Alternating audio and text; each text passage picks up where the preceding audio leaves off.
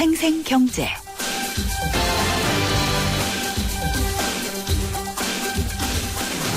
안녕하십니까, 김윤경입니다.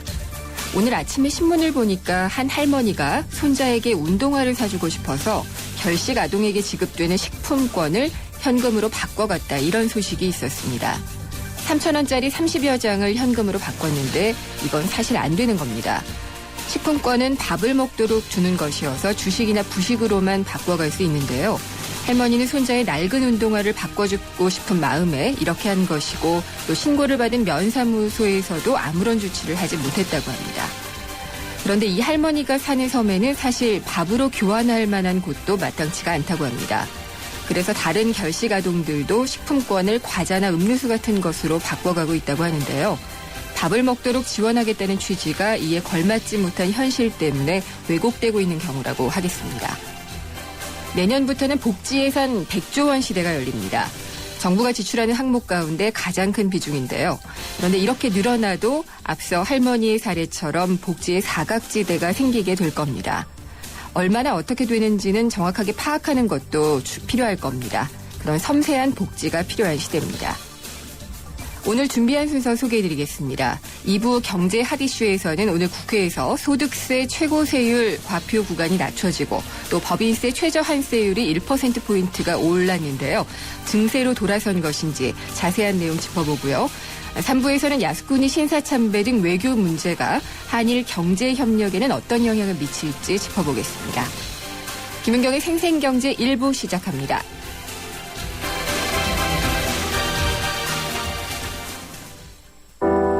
당신의 베이스 캠프는 어디입니까? 어디로 가야 할지 모른다면 방향이 될 것이고, 계속 가야 할지 망설인다면 용기가 될 것입니다. 베이스 없는 정상은 없습니다. 세상의 베이스가 되다. 포스코.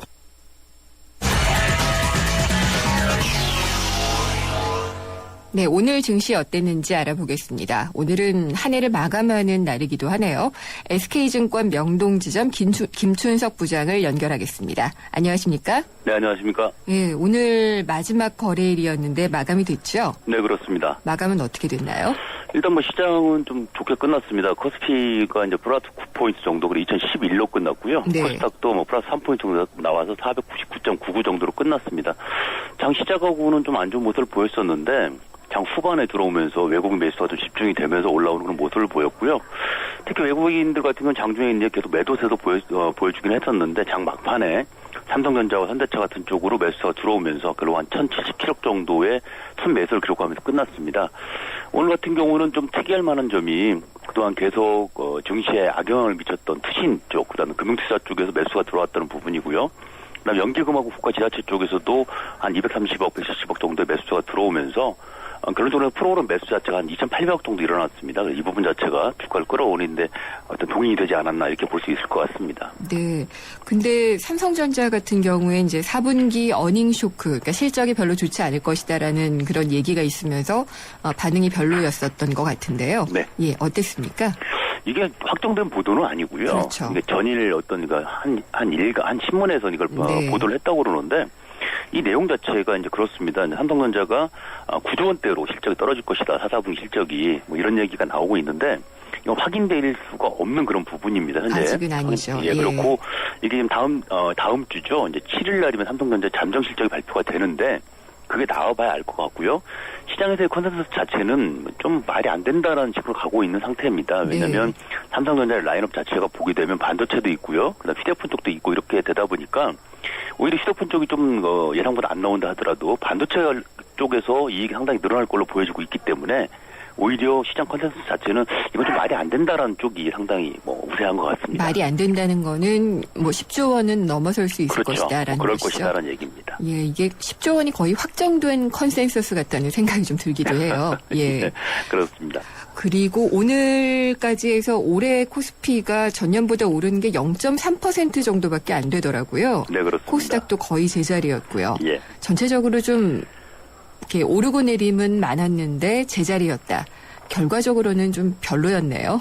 실질적으로는 그렇죠. 왜냐하면 네. 이제 연초에 사실은 뱅가드 펀드가 청산이 되면서 네. 10조 원 넘는 금액들이 이제 매도세로 쏟아져 나왔습니다. 그랬죠. 예. 그러다 보니까 사실 단기로 봤을 경우에 이제 한 6월 달까지는 시장이 상당히 안 좋은 편이었었고요.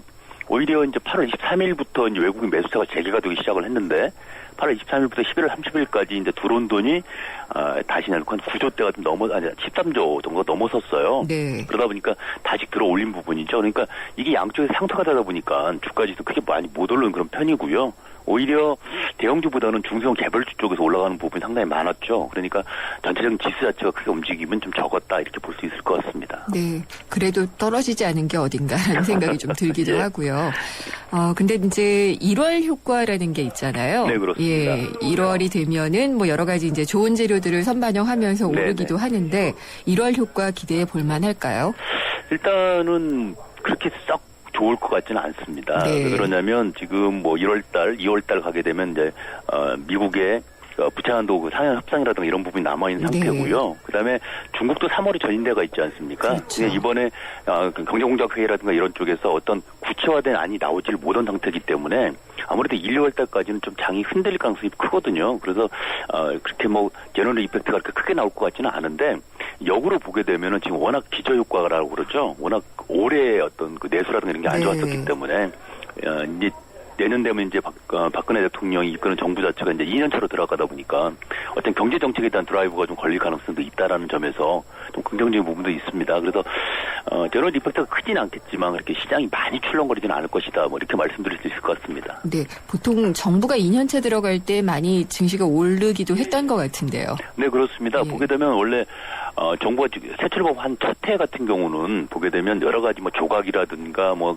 그동안 뭐 대선 공약이라든가 네. 이런 것 때문에 시장이 크게 영향을 못 주는 그런 경향이 많이 있었습니다. 그런데 2년 차가 되게 되면 이제 조각도 끝나는 부분이고 여러 가지 뭐라 그럴까 경제에 대한 어떤 관점 자체도 정립이 되고 이러다 보니까 2년 차부터는 드라이브를 좀 강하게 거는 그런 경향이 컸죠. 그래서 네. 이제 항상 2년 차에 주가 움직임이 좀 있었다라고 볼 수 있을 것 같습니다. 그런 게 좀 발휘되면 좋겠다는 생각을 좀 해보고요. 예. 올해를 마감을 하고 또 이제 새해 투자 전략을 세우실 분들이 많을 텐데 네. 새해 첫 주식시장 개장 날짜와 시간 그리고 투자 전략까지도 좀 전해주시죠. 일단 뭐 개장 자체는 1월 2일 날 하고 합니다. 1월 2일 날 하는데 이제 개장 시간 자체는 1시간 늦춰져 가지고요.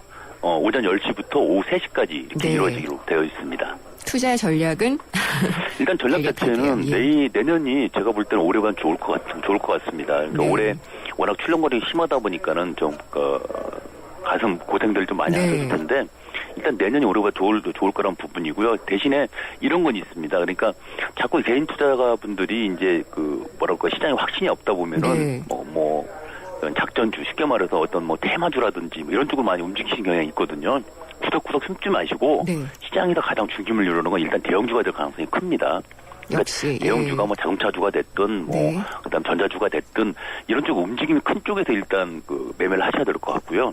그쪽에서 충분히 수익이 날 수 있다고 볼 수 있기 때문에 자꾸 작은 쪽으로 숨기보다는 큰 쪽으로 움직이시는 게 좋을 거라 생각이 듭니다.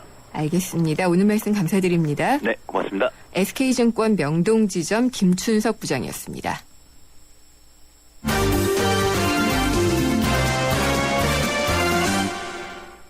네, 오늘은 어떤 경제 뉴스들이 있었는지 정리를 해보겠습니다. 오늘은 뉴스원의 최명용 기자 연결합니다. 안녕하십니까? 네, 안녕하십니까.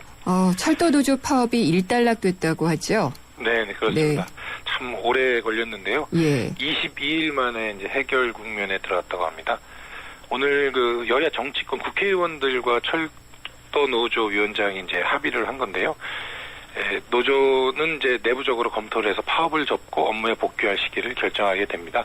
그러니까 노조와 국회의원이 합의를 우선 했고요. 네. 오늘이나 내일 정도쯤이면 이제 파업을 완전히 접을 것으로 이렇게 예상이 됩니다.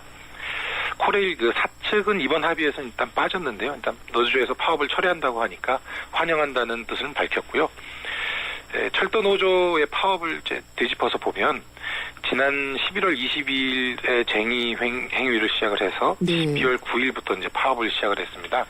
노조가 이제 파업을 시작한 이유는 코레일이 수서발 KTX를 설립해서 이 철도 운영을 경쟁 구도로 만들겠다라는 계획을 발표를 했는데 이게 결국 철도를 민영화하겠는 거 아니냐 이런 의혹을 제기를 하면서 이제 쟁의와 파업을 시작을 한 것입니다. 정부와 코레일에서는 민영화는 아니다, 민영화는 없다라고 몇 차례 강조를 했는데 노조에서는 당장은 아니어도 결국 민영화를 하는 거 아니겠느냐 네. 이런 의혹을 감추지 않으면서 파업을 이어갔고요. 이 파업 과정에서 노사 갈등이라든가 정부와 노조 간의 이 갈등이 굉장히 골이 깊어졌었는데요. 지난 22일에 민주노총에 있던 노조 집행부를 체포하겠다며 경찰이 들어갔다가 이제 실패하기도 했고요. 그렇죠. 예. 예, 코레일에서는 대체 인력을 이제 협상을 하기보다는 이제 대체 인력을 투입을 해서 계속 좀 압박하는 그런 강공을 계속 취했습니다. 결국 이 합의도 이제 노사 간의 합의가 아니라 정치권의 중재로 일단 파업을 일단락하게 됐는데 그래서 여전히 불씨가 남아 있는 것 같습니다. 네. 코레일이나 경찰이나 정부나 이 노조 집행부에 대한 징계는 계속하겠다라고 얘기를 하고 있고요. 파업 주동자 490명에 대해서 해고 조치를 했고 징계위원회에 지금 회부한 상태고요. 노조를 상대로 77억 원의 손해배상을 청구를 했는데 이 문제를 가지고 아마 또 다른 갈등이 좀 나타날 수도 네. 있지 않을까 이렇게 생각이 됩니다. 아마 추가 해고 같은 경우에도 좀 생길 수 있을 것 같고요. 그럴 가능성도 있습니다. 네, 그러면 네. 지금 철도노조가 일단 그러면 파업을 중단하게 되면은 네. 내일 이후부터는 업무에 복귀를 하게 되는 건가요? 그렇죠. 이제 예. 노조 내부로 이제 회의도 하고 뭐 예. 이제 찬반 투표 같은 것도 혹시 할지도 모르겠는데요. 네. 그렇게 해서 이제 합의를 이루게 되면 이제 노조원들은 이제 현업에 복귀를 해서 예. 이제 철도 운영은 정상화가 되고요. 이 문제가 됐던 이 수서발 KTX는 이제 뭐 이제 예상대로 이제 진행이 된다면 예. 2016년에 이제 개통이 돼서 운행이 되는데요.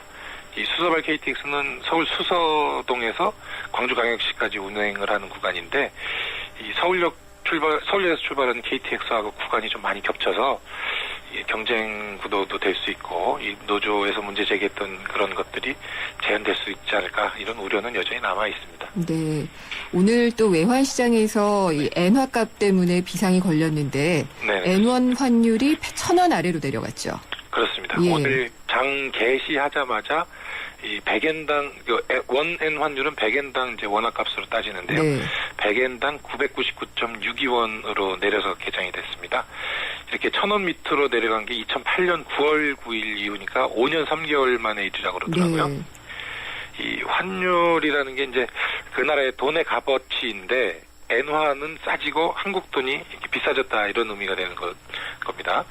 그래서 한국에서 만든 물건 값이 비싸지고 일본에서 만든 물건 값은 싸지게 되니까 네. 이 해외 시장에서 글로벌 시장에서 한국 물건을 살 때 좀 소비자들이 비싸게 사게 되고 일본제는 좀 싸게 사는 그런 효과가 되니 한국의 수출 경쟁력이 떨어지는 그런 효과를 가져오게 됩니다. 네. 근데 이게 앞으로도 추세가 계속될 수 있어서 더 우려가 되고 있잖아요. 그렇습니다. 예. 이게 원엔 환율이 뭐 일시적으로 이렇게 출렁거렸다 그러면 뭐 그냥 그러고 넘어갈 수 있을 네. 텐데요. 최근에 미국이 유동성을 줄이겠다라는 이른바 테이퍼링이라는 걸 하고 있거든요. 예. 경기 회복을 위해서 계속 돈을 풀었는데 어느 정도 경기 회복이 되니 이제 돈 푸는 걸 줄이겠다라고 지금 발표를 했고요. 일본은 아베노믹스를 통해서 계속 돈을 찍어내고 있습니다. 그러니까 일본 돈이 시중에 많이 풀리고 있으니까 일본 돈의 값어치는 떨어지고 미국 달러화는 강하게 되고 중간에 껴있는 한국하고 연관해서 원엔 환율은 추세적으로 더 네. 내려갈 수 있는 그럴 가능성이 높습니다. 그렇게 되면은 뭐 자동차라든지 네. 전자 전기 업종이라든지 이런 업종은 우리가 타격을 많이 받을 것 같기도 해요. 맞습니다. 일본 업체들하고 많이 겹치는 예. 분야가 말씀하신 그런 자동차, 전자전기 또 조선업종이 네. 이렇게 겹치는데요. 전자업종은 일단은 괜찮다는 분위기입니다. 이 스마트폰이나 반도체 이런 게 지금 전자업종에서 네. 굉장히 큰 비중을 차지하는데 한국 업체들의 경쟁력이 워낙 강하기 때문에 일본 업체들이 가격을 가지고 이쪽으로 치고 들어와도 네. 쉽게 따라오지 못할 것이다. 이런 자신감도 있고요. 특히 전자업종은 이 설비나 부품을 일본에서 많이 수입하기 때문에 수입하는 그 비용이 떨어지기 때문에 결국 수출 가격이 좀 비싸져도 이 차이를 이제 회수할 수 있다. 이런 입장이고요. 자동차가 조금 문제가 될 것 같습니다. 자동차는 품질 면에서 이제 한국 자동차도 일본 자동차만큼 많이 올라왔는데 미국 시장이나 이런 유럽 시장에선 가격 경쟁력이 여전히 중요한 변수가 되거든요. 그래서 이 자동차 시장은 조금 엔화 약세가 계속되면 조금 우려스럽다 이런 목소리가 좀 있고요. 조선업종은 일본 조선업체들이 만드는 배하고 한국에서 만드는 배하고 성격이 좀 다릅니다. 일본 조선사들은 주로 상선을 많이 만들고 일본 현지에다 이걸 파는 걸 많이 하고요. 네. 한국 조선사들은 이제 해양 플랜트라고 하거든요. 바다에서 석유를 시추하던가 이런 용의 배를 많이 만들고 있기 때문에 좀 분야가 좀 달라서 큰 영향은 없을 것이다 이렇게 평가를 하고 있습니다. 이게 뭐 달러나 이런 것을 사거나 풀거나 하면서 움직일 수도 없는 환율이라 더더욱 그렇습니다. 걱정이 좀 되는 것 같아요. 한국이 네. 뭔가 영향력을 행사할 수 없는 분야여서 그렇죠. 예. 조금 좀 예의주시하면서 좀 정부의 대응이 좀 필요해 보입니다. 네. 그리고 등록한 대부업체 같은 경우에는 이자 상한선이 얼마 전에 정해졌던 것 같은데 조금 낮추는 네네. 것으로요. 맞습니다. 오늘은 미등록 대부업체 최고 이자율 상한이 정해졌죠. 네, 그렇습니다. 이자 제한법, 오늘 개정된 건 이제 이자 제한법인데요. 네. 이자 제한법은 개인 간의 돈 거래를 한다던가, 미등록 대부업체들로부터 이제 돈을 빌릴 때, 그때 이자율 상한선이 현행 30%에서 연 25%로 낮춰지는 그런 내용의 이자 제한법이 오늘 국회 법사위를 통과를 했습니다.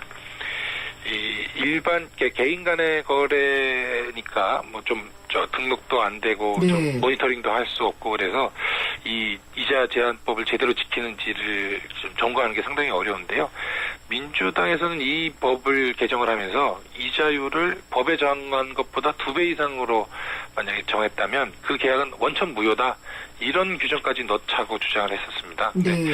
이 규정은 통과가 안 됐고요. 이자 제한만 25%로 낮추는 그런 개정안이 통과가 됐습니다.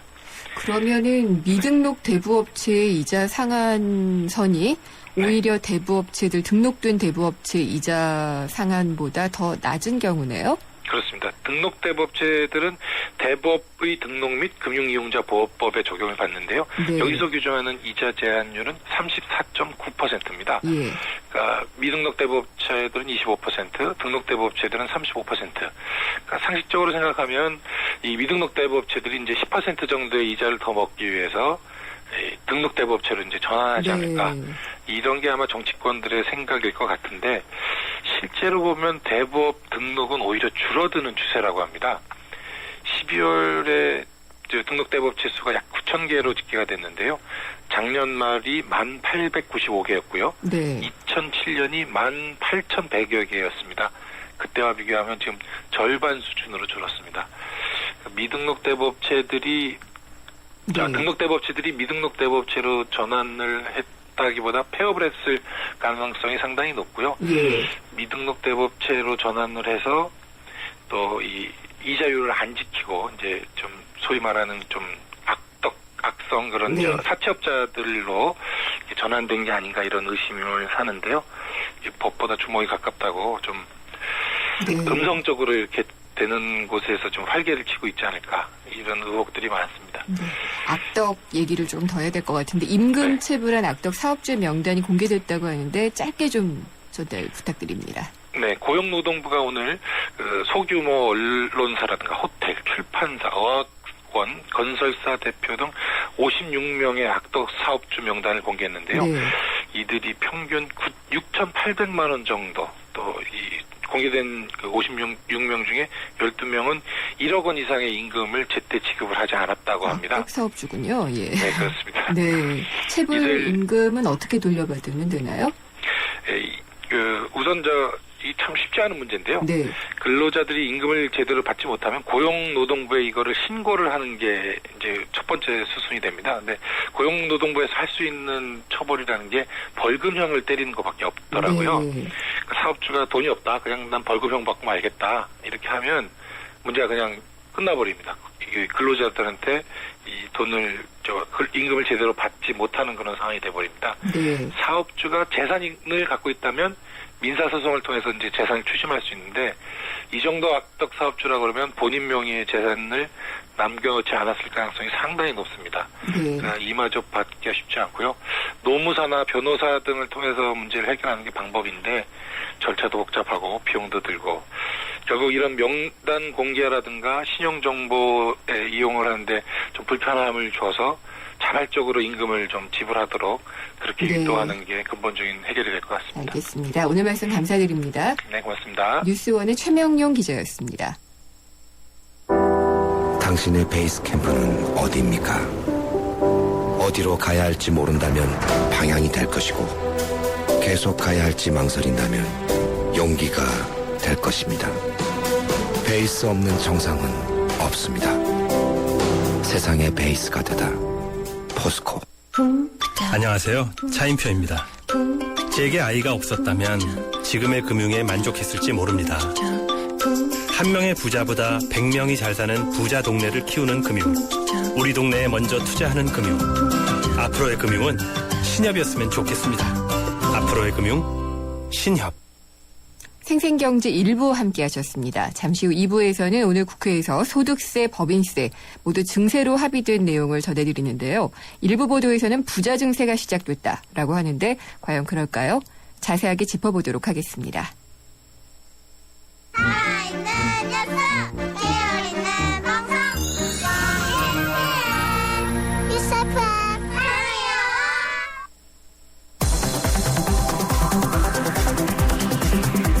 한 걸음 더 경제와 가까워지는 오후 김윤경의 생생경제. 세상의 베이스가 되다 포스코 협찬으로 김윤경의 생생경제 2부 시작합니다. 가스비가 많이 나오면 큰일, 전기세까지 많이 나오면 더 큰일. 그래서 경동나비엔이 개발했다. 스스로 전기까지 생산하는 가정용 전기발전 보일러. 보일러 여기까지 왔다. 국가대표 보일러. 경동나비엔. 연아가 알려주는 좋은 물의 조건. 물 드실 땐 꼭 수원지를 확인하세요. 저는 지하 180m 천연 안만수와 드넓은 구규림이 있는 해발 680m 강원도 평창을 꼭 확인해요. 깨끗해. 강원 평창수 평창동계올림픽 공식 먹는 샘물. 열받아. 신용카드 소득공제율이 또 들어? 아우 열받아. 열받지 말고 한 번 더 받자. 롯데카드 연말정산 한 번 더 프로젝트 2014 시즌. 연 1,000만 원 이상 이용 시 5개 항목 연간 이용 금액의 1에서 3%를 롯데포인트로 돌려드립니다. 2월 28일까지 신청. 해당 항목 및 자세한 사항은 홈페이지 참조. 휴대폰 가입할 때 가입 조건을 정확히 파악하고 개인정보까지 지키는 가장 쉬운 방법. 바로 가입 신청서 원본을 돌려받는 것입니다. 변화된 습관 하나로 원치 않은 피해와 개인정보 유출까지 막을 수 있다는 사실 잊지 마세요. SK텔레콤 바른통신문화 캠페인. 김윤경의 생생경제. 정부의 방침이 증세 없는 복지였었는데요. 복지를 위한 증세로 방향을 선회한 걸까요? 국회 기획재정위원회 조세소위원회에서 소득세 최고 세율을 적용하는 기준점 1억 5천만 원으로 지금 낮추기로 잠정 합의를 한 상태입니다. 그러니까 소득세 최고 세율 38%를 적용받는 사람들이 늘어나게 되니까 세수도 그만큼 늘리겠다 이런 겁니다. 또 법인세 부분은 최저한세율을 1%포인트 올리는 것으로 지금 합의가 된 상황인데요. 과연 이게 올바른 증세 방향인지 이날의 경제학과의 강병구 교수 연결을 해서 자세한 내용 듣도록 하겠습니다. 강 교수님 안녕하십니까? 네, 안녕하세요. 예, 지금 이게 잠정 합의된 사항인데 여야가 지금 소득세와 법인세를 조금씩 늘리는 방안을 합의를 했죠. 네. 예, 소득세부터 좀 설명을 부탁드리겠습니다. 예, 우리나라 소득세 체계는 그 5개 과표 구간에 걸쳐서 최고 세율이 38%를 적용하고 있고 그 최고 세율이 적용되는 과표 구간이 기존에 3억 원입니다. 네. 이 3억 원을 적용받는 과세 대상자들이 굉장히 적기 때문에 그 세수 효과가 상당히 작고 네. 따라서 이것을 1억 5천만 원 이하로 이제 그 낮추는 그 개편 방안이고요. 동시에 그 정부 여당 쪽에서 지난 8월 세법 개정안을 통해서 제시했던 소득공제를 세액공제 방식으로 전환하는 것. 네. 이것이 이제 그 소득세제와 관련된 주요 합의 내용인 것 같고요. 예.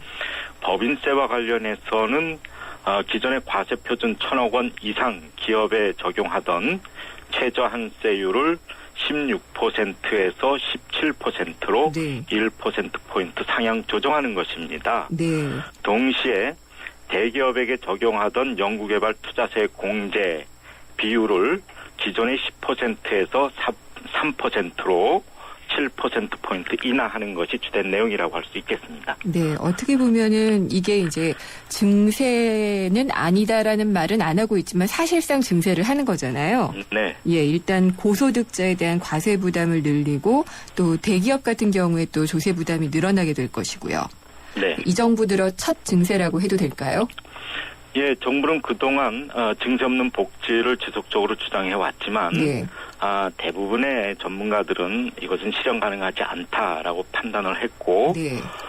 그리고 정부가 그동안 지속적으로 주력해왔던 지하경제 양성화를 통한 재원의 확보가 상당히 그 한계에 다다랐으리라고 생각을 합니다.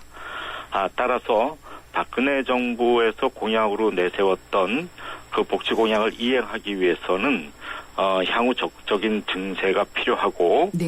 그 증세 방식은 크게 두 가지가 있을 수 있습니다. 네. 하나는 그 세율을 인상하거나 다른 하나는 비과세 감면 제도를 축소시키는 것이죠. 네. 그래서 뭐 이런 측면에서 봤을 때 이번에 세법 개정안은 이 그 세율을 조정하기보다는 비과세 감면을 네. 축소시키는 그런 방식을 택했다고 할 수 있고 그런 측면에서 적극적인 부자 증세로 보기에는 다소 미흡한 측면이 있다라고 생각이 됩니다. 네, 지금 일부에서는 부자 증세라는 말을 쓰고 있어요. 일단 네. 고소득자에 대한 그 세부담, 그러니까 그 세를 부담하게 되는 고소득층이 좀 늘어난다는 측면에서 그런 것 같은데 네. 또 일부에서 보기에는 이게 뭐 1억 5천만 원인데 부자 증세라고 말을 해도 괜찮느냐 뭐 이렇게 얘기를 또 하기도 하고요. 네. 부자 증세라는 말을 써도 될까요?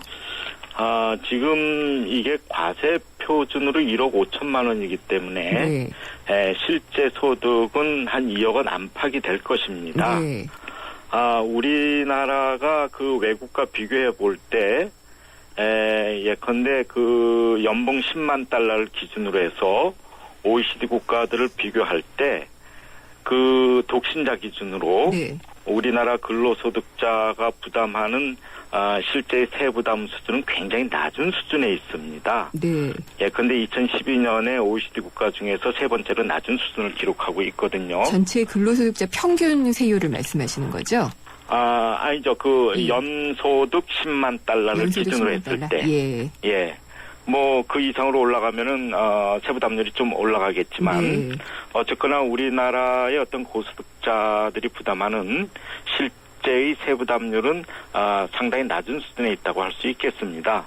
그런 상태에서 과표 구간을 3억 원에서 1억 5천으로 낮춘 이 부분에 대해서 네. 지나치게 어떤 그 부자 증세로 이야기하는 것은 좀 저는 적절치 않다고 생각을 합니다. 네, 그동안 그러니까 이제 증세를 하더라도 소득이 있는 곳에 세금이 있기 때문에 네. 고소득자부터 차례로 해야지 된다는 것은 어느 교과서적인 어떤 방침이었던 것 같고요. 네. 그런 측면에서는 이번 이런 조정이 좀 잘 됐다고 봐도 되겠죠? 네, 저는 네. 그렇게 생각을 합니다. 왜냐하면 그동안 우리나라에서 적용하는 그 과세 표준 3억 원은 굉장히 높은 수준이기 때문에 네. 그 평균 소득의 한 10배 정도가 되고 네. 그것은 OECD 국가 중에서도 굉장히 높은 나라에 속하는 우리나라의 조세 체계이거든요. 예. 그래서 과세 대상자도 한 0.2%가 채 안 되는 이런 상태였기 때문에 이것을 1억 5천만 원으로 낮추는 것은 뭐 그다지 큰 문제가 되지 않는다고 생각을 합니다. 네, 그러니까 8,800만 원부터인가요? 거기서부터 그렇죠. 3억 원까지가 똑같은 세율을 적용받게 돼 있었기 때문에 네. 예, 이게 상당히 불합리하다는 지적이 많았었고요. 네, 네. 예. 근데 이제 또 이 소득공제에서 세액공제로 바뀐 부분들, 의료비나 네. 교육비 이런 것들이 서민들에게는 상당히 부담스러울 것으로 지난번부터 얘기가 됐었잖아요. 네. 예. 이것은 지난 그 8월 정부가 발표한 세법 개정안에서 네. 구체화된 것이었고 이게 이제 그 조정 과정을 거쳐 나가고 있는데요. 우리나라 근로소득자 중에서 실제로 소득세를 내지 않는 그 비율이 한 37% 정도 됩니다. 네. 2012년 기준으로. 그 선진국의 경우에는 복지국가의 경우 한 이게 20% 정도, 따라서 과세자 비율이 한 80% 정도 되거든요. 예. 그래서 앞으로 그 복지제도를 확충해 나가기 위해서는 이 서민 중산층도 필요한 복지 재정의 일부를 부담해야 될 필요는 있습니다. 네. 그런 측면에서 기존의 소득공제 방식을 세액공제 방식으로 전환시켜 나가면서 그 소득자의 과세 기반을 확충해 나가는 그런 노력들이 필요한 것이죠. 네. 하지만 이런 세액공제 방식으로 전환했을 때는 서민 중산층의 세부담이 증가할 수 있기 때문에 그에 상응해서 우리 사회에서 부담 능력이 있는 고소득자, 고액 자산가, 그리고 재벌 대기업에 대한 과세가 강화가 되면서 네. 동시에 이런 세액공제 방식으로의 전환을 통한 과세 기반의 확충이 필요하고요. 또 하나 정부에서는 2014년 세법 그 예산안에서 근로장려세제의 확충이라든지 사회보험료 지원, 자녀 장려 세제의 도입을 통해서 저소득층을 지원하려는 그 체제를 도입을 계획하고 있거든요. 네. 그래서 이와 같은 제도들이 동시에 추진이 되면서 예컨대 세제 개편이 이루어져야만이 일반 중산층 서민들의 조세 저항이 크지 않을 거라고 생각을 합니다. 예. 그리고 이제 법인세 올리는 것에 대해서도 이제 얘기가 됐는데 네. 법인세 최저 한세율을 1%포인트 올렸는데 올리겠다라고 지금 합의를 했는데 네. 이게 뭐 기업 측면에서는 그래요. 올린 지 얼마 안 됐는데 또 올리느냐. 지금 네. 뭐 경제 민주화한다고 여기저기 얻어맞는 게 대기업인데 또 대기업을 터냐. 이런 얘기들도 하거든요. 네. 예. 어떻게 보시는지요? 사실 그 지금 우리나라 그 기업들, 특히 대기업들이 부담하는 실질적인 세부담은 그다지 크지 않다고 봅니다. 네. 우리나라 그 법인세 최고 세율은 그 지방세, 부가세 10%를 포함했을 때 24.2%가 되는데 이것은 일본의 37% 그리고 미국의 39.1%보다 상당히 낮은 수준입니다. 물론 스웨덴의 경우에는 우리나라보다도 법인세 최고세율이 낮은 22%를 유지하고 있지만 스웨덴의 경우에는 고용주, 기업이 부담하는 사회보장세 부담이 굉장히 크기 때문에 이 법인세와 사회보장세를 합한 기업이 부담하는 총 조세 부담률은 굉장히 높은 수준에 있습니다. 네. 우리나라의 경우에는 고용주 기업들이 부담하는 사회보장세 비중이 굉장히 낮은 수준이기 때문에 기업의 어떤 그 세금 부담이 그렇게 크다고 이야기할 수 없는 것이죠. 네. 그리고 지난 이명박 정부에서의 감세 혜택이 주로 대기업에 집중이 돼 있었기 때문에 2011년 매출액 기준으로 상위 10대 기업의 실효 법인세율은 13%에 불과했습니다. 네. 물론 그 외국 납부세 공제를 포함했을 때는 이거보다 좀 높아지겠지만 이 13%의 실효 법인세율은 중소기업이 부담하는 13.2%보다 낮은 수준이거든요. 네. 반면에 맞습니다. 이 네. 대기업들 그 상위 10대 기업이 이 정부로부터 받는 세제 혜택 법인세 공제 감면 비율은 41.1%를 기록해서 중소기업의 24.9%보다 굉장히 높은 혜택을 받고 있습니다. 네. 이런 측면을 종합적으로 고려했을 때, 그 1,000억 원 이상 과세 표준 기업에 대해서 최저한세를 1%포인트 올리는 것은 저는 상당히 미약하다고 생각을 하고, 네. 이것이 적어도 한 20%까지는 좀 높여야만이 네.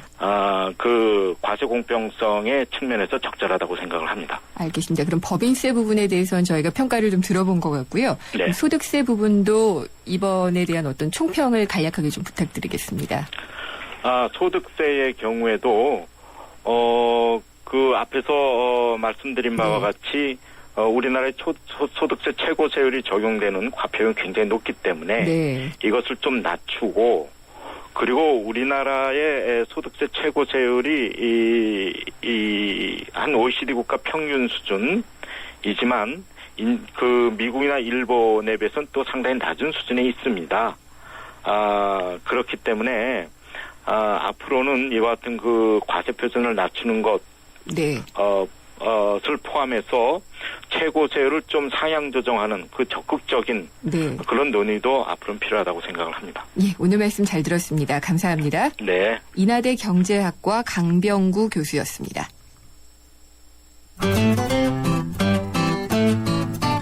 생생경제를 다양하게 만나는 방법.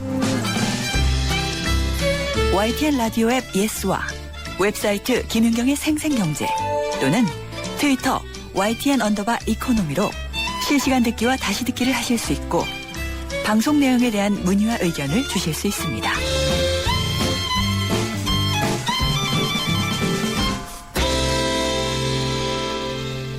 차이나 포커스 시간입니다. 올해도 얼마 남지 않았는데 올해 한 해 동안 중국의 주요 이슈와 또 내년 전망을 해보는 시간을 갖도록 하겠습니다. 미중 산업경제연구소 조용찬 소장 모셨습니다. 안녕하십니까? 예, 안녕하십니까? 네, 항상 오늘 해주실 말씀을 사자성어로 정리를 하시는데 오늘은 어떤 건가요? 네, 오늘은 그 중국에서 올해 한자 성어를 발표를 했는데요. 네. 올해 한자는 그 집방자인 그러니까 팡자로 정했다 그럽니다. 집이요? 예, 네. 그 중국 같은 경우에는 지금 일반 근로자들의 연봉의 100배까지 집값이 부풀어 오르면서 부동산 불패 신화가 계속이 되고 있는데요. 네. 이 때문에 중국에서는 집값 급등에 따른 우려 때문에 그 팡자를 선정을 했고요. 일본 같은 경우는 도쿄 올림픽 의미를 뜻하는 와자를 올해 그 한자로 선택을 했다고 합니다. 네. 그러니까 집값이 계속해서 오른다는 얘기인데 내년에도 오를까요? 내년에는 좀 올라가기는 좀 힘들지 않을까 보여집니다. 네. 현재 중국에는 그 부자도 많지만 가난한 사람은 아예 셀 수 없을 정도로 많은데요. 방 한 칸을 여러 명이 나눠 쓰는 집을 가리켜서 중국에서는 개미집, 달팽이 네. 집이라고 하기도 하고요. 네. 그나마 좁디 좁은 집도 얻지 못해서 아예 컨테이너 집에서 생활하는 그 중국인들도 많다 그럽니다. 예. 하루에 1,000원 정도 하는 그 컨테이너 집을 얻지를 못해가지고 노숙하거나 우물 아래서 거주하는 사람도 속출하고 있는데요. 우물 아래서요? 예, 그런 사람들이 많아서 중국에서 지금 놀랬다고 합니다. 그래서 중국에서는 이런 그 부동산과 관련해서 집값 거품을 잡기 위해서 내년부터는 부동산세에 대해서 전국적으로 확산시킬 예정으로 있고요. 은행 대출도 중단시키는 강도 높은 규제책이 발표될 것으로 보여집니다. 이렇게 되면 당장 대출 규제로 인해서 단기 금리는 더 상승할 수 있을 거로 보여지고요. 네. 또 부동산은 가계 자산에서 차지하는 비중이 65%에 달하기 때문에 가격이 10% 하락할 경우에는 소비나 생산은 시차를 두고서 3%포인트 전후로 떨어질 수밖에 없기 때문에 네. 우리나라 경제에도 좀 적지 않은 악영향을 미치지 않을까 생각이 됩니다. 거품이 좀 천천히 빠졌으면 좋겠다는 생각은 해봅니다. 유행어라는 게 이제 그 시대를 대표하는데 올해 이제 중국을 대표하는 단어가 집이라고 하셨고 그 밖에 또 중국의 새로운 유행어는 어떤 것들이 있었나요? 네, 지금 올해 그 중국 인터넷을 아주 뜨겁게 달군 그 유행어를 보면요. 네. 뭐 삼중전해라든지 전면적 개혁 심화와 같은 정치적인 이슈도 있었지만 뭐 중국의 꿈 그리고 자유무역 특구 투하우 그러니까 졸부라는 뜻의 단어도 유행했었고요. 네. 또 스모그 달 탐사선 창호 3호가 선정이 됐다 그러는데요. 예. 우리나라하고 관계가 깊은 내용은 중국의 꿈입니다. 중화 민족의 위대한 부흥을 실천하기 위해서 내부적으로는 사회 분열을 일으키는 부패고리를 끊는 작업에 들어갔고요. 또 2차 세계대전 이후에 세계 질서를 미국과 다시 쓰겠다는 신형 대국 관계로 연결되면서 동북아의 그 군사적 긴장감이 고조됐고요. 대신 중국은 동북아의 파트너로 우리나라를 부각시키고 있기 때문에 우리나라 경제는 중국 특수를 좀 누렸던 그 한 해였던 것으로 보여집니다. 네. 또 하나는 중국의 그 사회 그 빈부격차를 심한 것을 알려주는 단어인 졸부라는 단어, 중국어로는 투하오라고 그러는데요. 중국에서는 지방호적이라는 악덕 지주를 가리키는 말로 사용되지만 최근에는 돈을 흥청망청 쓰면서 사치를 일삼는 졸부로 지칭하기도 한다는데요. 네. 이들 같은 경우에는 남다른 신분을 과시 과시하기 위해서 2패 미만 그 100만 달러에 달하는 유명 사교 클럽에 가입하거나 또 프랑스의 그 와이너리라 그래서 보르도 와이너리 그 양조장을 중국인이 50개나 소유하고 있고요. 네. 또 뉴욕 맨하탄의 고급 주택을 산다든지 또 영국의 경주마를 소유하면서 귀족 마사협회에 가입하려는 그런 대리만족을 얻는다 그럽니다. 이 때문에 우리나라 같은 경우는 올해 중국의 그 승용차 판매가 100만 대 가까이 됐고요. 또 스마트폰이라든지 OLED TV도 불티나게 팔렸고요. 네. 또 줄기세포 치료제라든지 우리나라의 그 경주용 말이 대중국 수출에 지금 효자 노릇을 하고 있다 그럽니다. 이뿐만 아니라 웰빙용 식품, 아웃도어 제품 같은 고부가가치 제품이 수출하는 이런 특수도 같이 얻는 한 해가 됐었습니다. 우리가 팔기에는 이 졸부들이 도움이 됐네요. 네, 그렇습니다. 예, 근데 이게 이제 중국으로서는 우리나라의 시장이 된 그런 특수가 있었다고 할 수가 있겠는데 지금 이제 아베 신조 총리가 야스쿠니 신사를 참배를 하면서 중국 내에서는 또 일본 제품을 불매하는 운동이 확산이 되고 있다라고 하는데 그러면 또 이게 우리 기업이 여기에 따른 반사이익을 또 누릴 수 있지 않을까요? 네, 그렇습니다. 지금 그 중국 인터넷은 아주 뜨거운데요. 네. 아베 총리의 그 야스쿠니 신사 참배 항의하자고 하면서 중국 안에서는 그 일본 제품 불매 운동이 지금 일어나고 있다고 합니다. 제일 먼저 타격을 입는 기업은 자동차가 될 것으로 보여지는데요. 네. 닛산 자동차 같은 경우에는 다오이다오를 놓고서 반일 시위가 격해졌던 2012년에는 자동차 판매가 한때 40% 줄기도 했고요. 또 그 닛산 자동차 같은 경우는 내년에 90만 대 목표로 가동을 위해서 지금 최종 준비 작업을 하고 있는데 이번 사태가 터져서 난감하다고 그럽니다. 네. 뭐 혼다나 도요타 같은 경우에도 타격을 받을 수밖에 없고요.